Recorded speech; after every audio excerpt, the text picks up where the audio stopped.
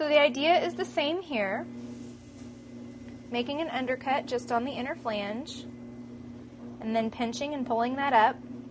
Now because this style of teapot has a handle on the side rather than over the top, it's important that this stem be very tall, because you're not going to have an easy way to have, if you're using it one-handed, you won't be able to just touch the top with your finger to hold that lid in place. So it does need to have a significant length so that it'll have a good safety area.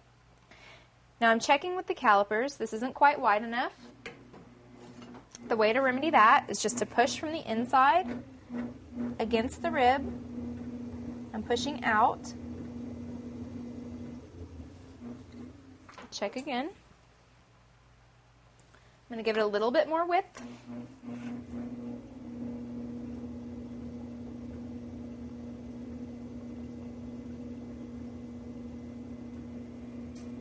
Now, this is going to be resting over the top of the teapot rather than sitting inside it. So for this outer part, I'm going to go ahead and raise it up like I did on the other. But I want to pull it out a little bit because it needs to be wide enough that it's going to go over that bead that I left on the other teapot.